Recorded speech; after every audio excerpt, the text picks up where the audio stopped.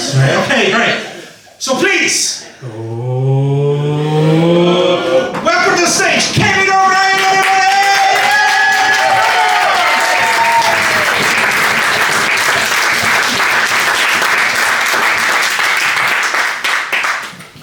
Evening, everybody. Evening. You can do better than that, evening, everybody. Evening. So it took me ages to find this place today because there was like 3 McDonald's and a Greggs between Marlow and here. Only one Greggs? It's not a conversation.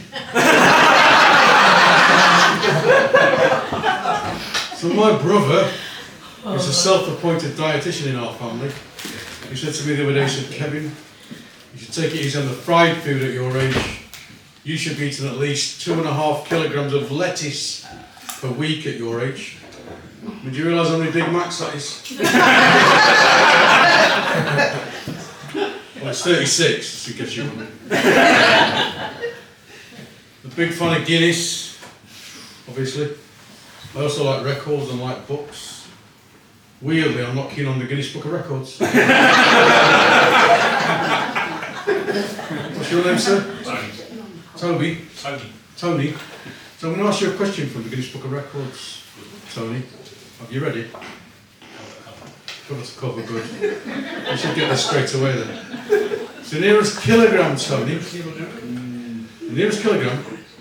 What's the heaviest Chinese dumpling in the world? Nearest kilogram. Give me a number. 13. Not from the menu, Tony.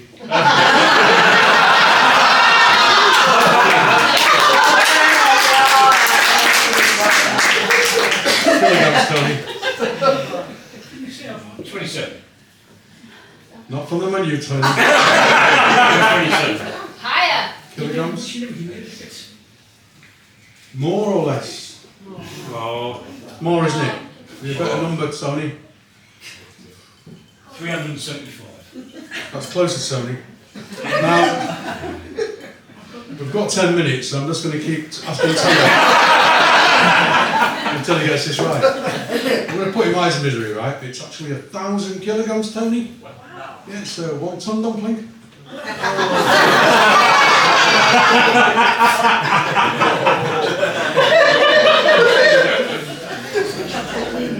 So I've had a bit of bad luck lately, give me an R. My girlfriend left me. I didn't ask for that one. Sorry. She said I preferred my puzzle books to her, which is true. But 5 years together and never a crossword. She called me old-fashioned because she used to send all my dick pics in black and white. By post. And fax. Which is probably why she lost her job at the post office. Now, last time I told that story, there's a poor lady in the front row started crying. So I said, look, Mum. So since she left me, I've been doing all sorts of mad stuff and watching a lot of these wildlife programs. Do you like wildlife programs? I think some of you might have been in on looking at you. In fact, I was watching one of those wildlife programs the other day with David Attenborough. Yeah. Oh yeah. I've got no idea what he got in my living room. The programme was asking the question. He's hungry now. You quiet, you. So the programme was asking the question, what separates us from the apes? In my case, it's a restraining order. I've also been trying to teach my dog to roll over and beg. Got really good at it.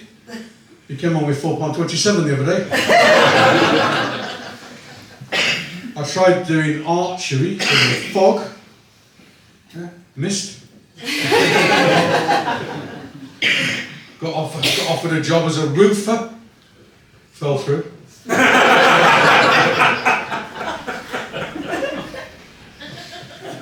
So you might find this hard to believe, but one of my jokes was actually voted the second best joke at the Edinburgh Fringe last year.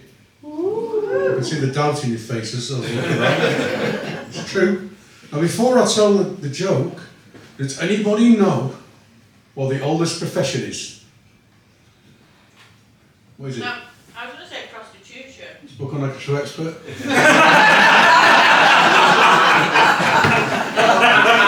That's a great guess. So this is the joke. So the oldest profession has to be the DJ, because they've been around since records first began. And I think that's an indication of how shite the jokes are there in the finish. So my granddad, he got addicted to Viagra. Much like that. Addicted to Viagra, it didn't end well. He passed away watching his favourite. Quiet. I could do a dog trainer for you. So my granddad got addicted to Viagra. Didn't end well, he passed away watching his favourite movie. Die Hard.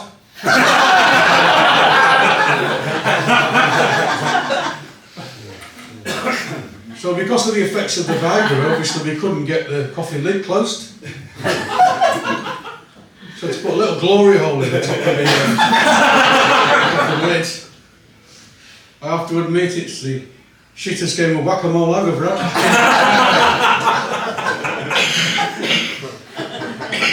And my grandma, she wanted to lose a bit of weight, so she got some diet pills. And on the label it said, take 6 of these for 6 weeks and you won't recognise yourself. It worked. She got dementia.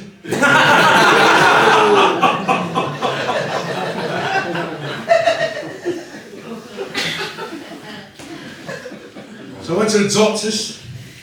She said, I think you're an acute alcoholic. I said, thank you very much, you're not too bad yourself. I said, I think I might have insomnia. She said, do you want a prescription? I said, let me sleep on it. I said, nobody takes me seriously anymore. She said, you're joking. I said, can I have a second opinion? She said, yes, you're also a prick. Now, she recommended that I see a counsellor, yeah, for obvious reasons. So, it worked, because after 6 weeks, I got my planning permission through.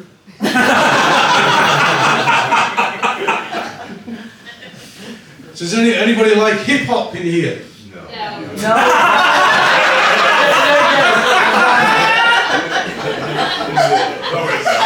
Rock audience. Well, I assume you did, because a few look like you need one. So my brother, he said to me the other day, he said, Kevin, he said, that absolute monster, that monster, Puff Daddy, he's only going to change his name again. I said, did he?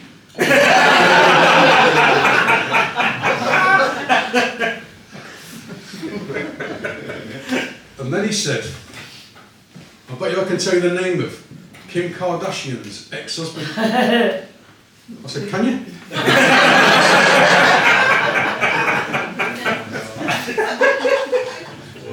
He said, that's not his name anymore. I said, yay. So has anybody watching the news lately? You showed there's been some good wars on there lately. But I did see an interesting item on there. They were talking about banning pencils and rulers in schools. Where do you draw the line? You notice I didn't move when I told that story, because it's a stationary joke.